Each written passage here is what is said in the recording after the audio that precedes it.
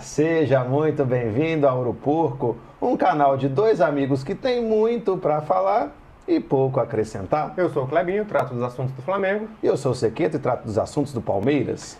Esse é um canal para falar de Palmeiras e Flamengo, mas eu acho que hoje nessa discussão ela passa disso, né? Passa de Palmeiras e Flamengo. Nós vamos falar aqui do assunto da semana, desse começo de semana, né? Que é a questão dos gramáticos. Dos gramáticos não, né? Dos gramados, dos gramáticos, deixa os gramáticos tranquilos. Dos gramados, gramado sintético e gramado natural.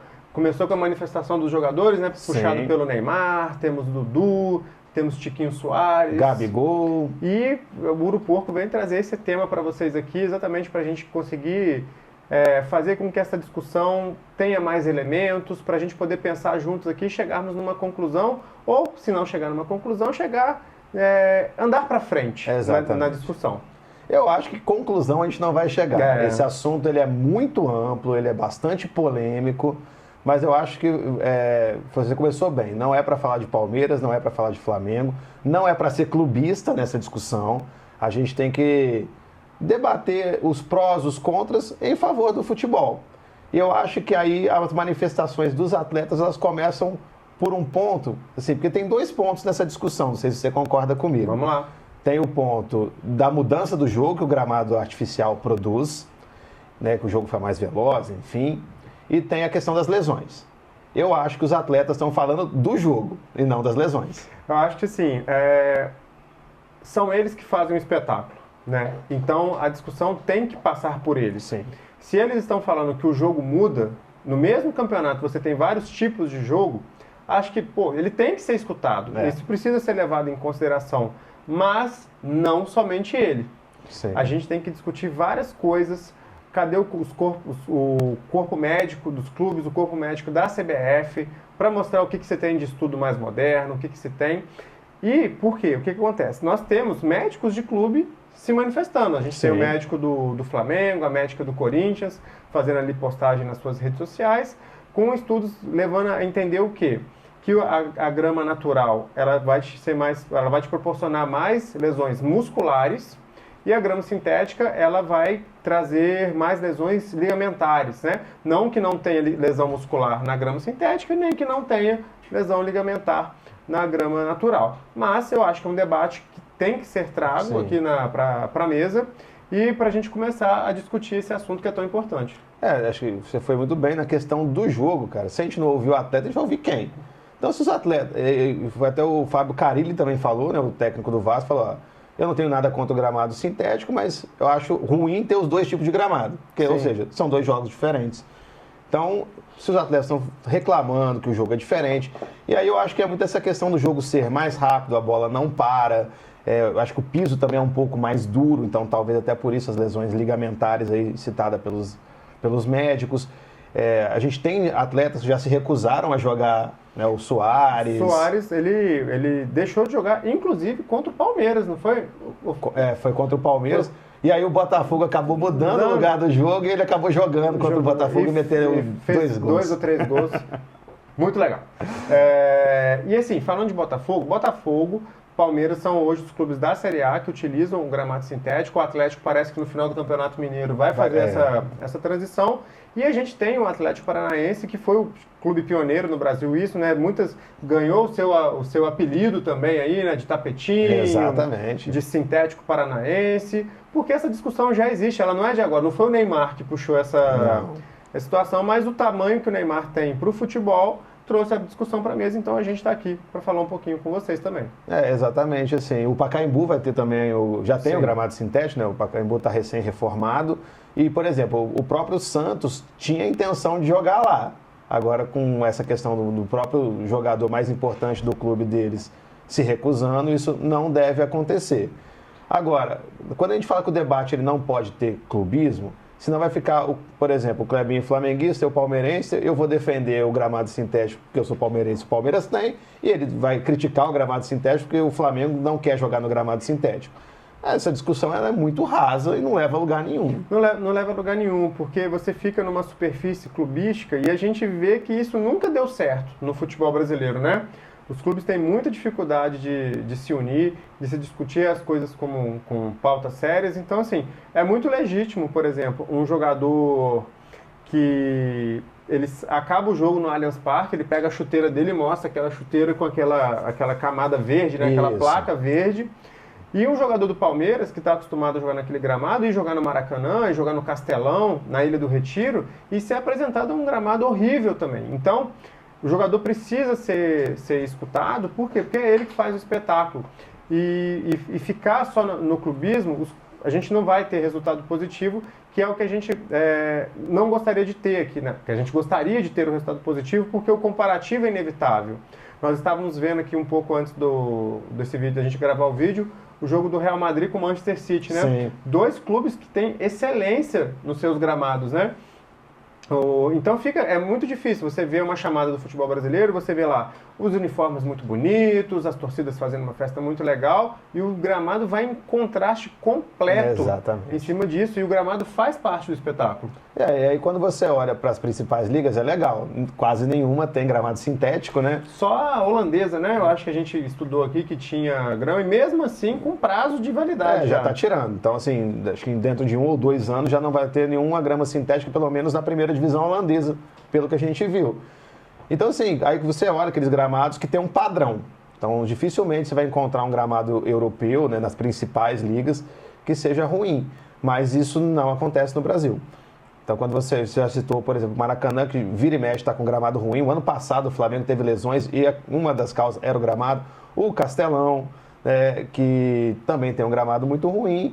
E isso também, uma das coisas que afeta demais o nosso gramado é a quantidade de jogos. Não tem como discutir gramado se não passar também. Falamos aqui de jogo, falamos de médico e agora vamos falar de calendário. Não tem como. Não tem. Vamos pegar o exemplo aqui do Maracanã, né? Então o Maracanã, ele tem Flamengo e Fluminense, que tem a gestão do estádio, ou seja, na Série A, fora ali jogo ou outro que o time vende um mando de campo, vai fazer um jogo em Brasília, vai fazer um jogo no Espírito Santo. Então, 38 jogos no Maracanã de Campeonato Brasileiro. Os times jogam a Libertadores. Fluminense esse ano não, mas o ano passado os dois jogando, estava jogando. Campeonatos estaduais.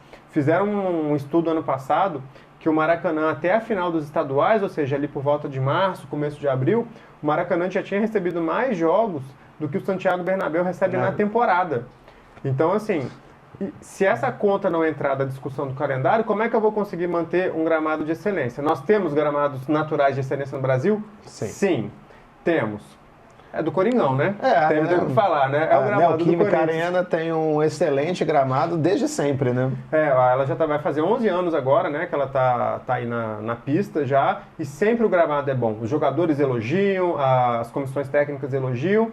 Então, o que o Corinthians faz que os outros clubes não fazem? É só a empresa que administra, é o tipo de grama utilizado? Parece que o Corinthians usa um mix ali de grama natural com um pouquinho de... uma porcentagem bem pequena, parece, de grama artificial. De sintético e tem irrigação boa.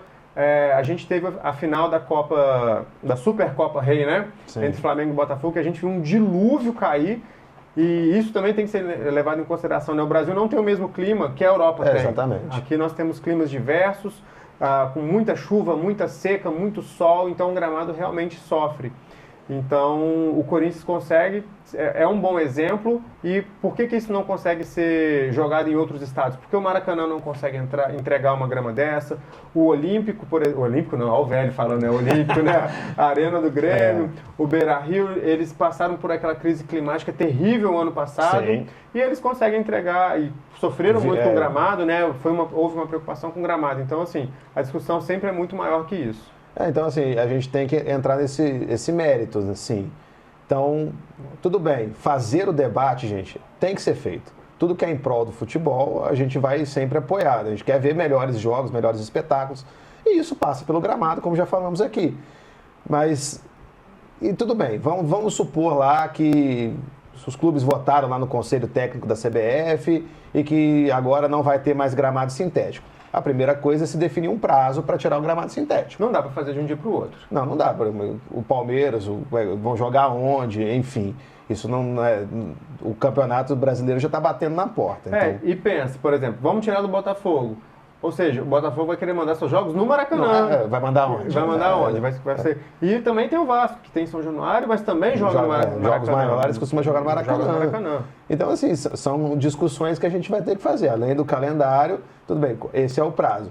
Aí uma outra questão que é polêmica, porque esses clubes que hoje têm o gramado sintético, eles têm por uma opção própria, né? O Palmeiras é por causa do show, o Botafogo acredito também que seja a mesma coisa, que o Engenhão tem recebido bastante espetáculo também, que é uma questão econômica, que hoje faz parte do futebol.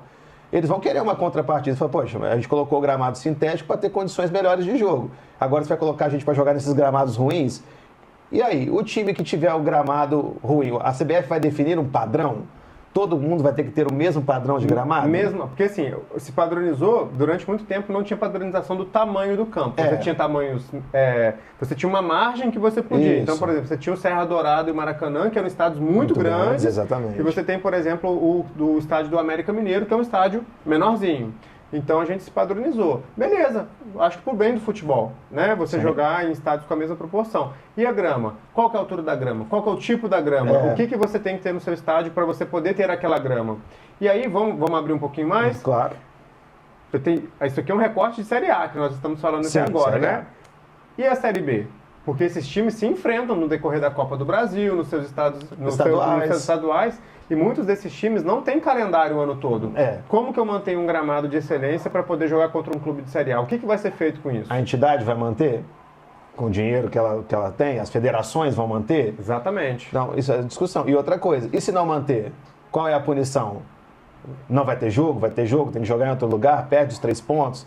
Ou seja, tem muita coisa que tem que ser discutida nisso. Assim, também não acho certo punir um clube que não tem condição de manter um gramado natural. Exatamente. Então, quando a gente traz esse tipo de discussão para vocês, é exatamente para a gente pensar. Né? Porque se você ficar só no clubismo, a discussão fica muito rasa. Não que você na mesa do bar você precisa fazer uma discussão extremamente técnica, não é isso. Mas quando a gente para sentar no sofá para ver um jogo de futebol, quando você consegue ir ao estádio, você espera um pouco mais. A grama passa por isso, né? Então, por que não pode todo mundo ter uma grama boa numa Série A? O futebol brasileiro, ele se notabilizou agora na América do Sul nos últimos anos por uma injeção de dinheiro muito grande de vários tipos de empresa, tanto porque a gente varreu a América do Sul de 2018, 2019 para cá, nos torneios sul-americanos,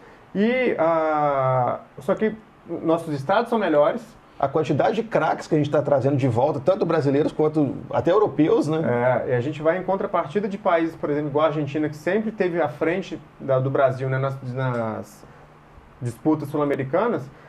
Eles vêm jogar no Brasil, eles são bem recebidos em tudo que diz respeito à estrutura, o aeroporto, o estádio, o vestiário, só que o gramado, às vezes, é igual ou pior, inclusive, do que dessas ligas que muitas vezes não tem a mesma condição financeira que a Liga Brasileira tem. Se eu não me engano, foi Fortaleza e Boca Juniors. O Boca Juniors saiu daqui reclamando demais do gramado. Inclusive, a Conmebol notificou o Fortaleza por conta do Castelão.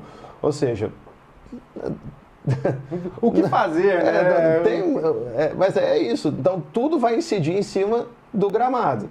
Então, eu particularmente, eu prefiro que todos os gramados sejam naturais. Mas eu gostaria de, pelo menos na Série A, uma padronização. Aí o que vai haver para os clubes menores também tem que ser discutido, porque a gente sabe que um clube, sei lá, como por exemplo, o Noroeste não tem a condição de manter um gramado como tem o São Paulo, como tem o Corinthians. Exatamente. E os clubes que ascendem, tipo o Mirassol?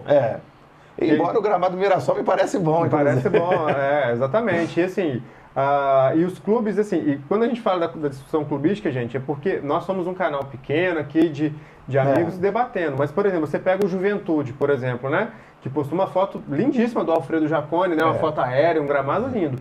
Mas, se a gente for lembrar no campeonato de 23, se eu não me engano, caiu um dilúvio na Serra Gaúcha, o estádio deles ficou impraticável, o Flamengo reclamou do gramado após o jogo, né? A irrigação não funcionou direito. Não tinha como trocar 2 passes naquele jogo. O Juventude venceu aquele jogo. Achou um chute ali no início do jogo e venceu. E venceu o jogo e assim, ainda debochou do Flamengo. Ou seja, a discussão do gramado, porque se você me apresenta um gramado ruim, você não pode reclamar do meu.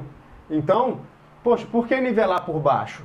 Por que eu não posso nivelar por cima? Por que nem todo mundo pode ter um gramado bom, natural, igual o Corinthians tem? As principais ligas do mundo te entregam bons gramados, né? Aqui na América do Sul, lógico, nós temos a diferença do clima também, talvez Sim. eles não enfrentem tanto, né? Aqui na mesma cidade você tem fortíssimo calor, chuva torrencial, Porto Alegre faz muito frio na época do inverno e o gramado está ali, sujeito a... As intempéries, aí assim, mudanças climáticas, né, gente? Não tem como a gente ignorar tudo isso. Então tá tudo aí. E tem uma questão que eu vou deixar aqui, uma provocação para todo mundo, inclusive para você, uma pergunta sincera, porque a gente está discutindo aqui tudo com relação ao gramado sintético, se ele é, né, a gente acha que não é o ideal mesmo, mas... Eu achei consenso de nós dois que o natural seria o mais interessante, né? Com toda certeza. Mas a FIFA permite o gramado sintético dentro de algumas especificações que ela decide.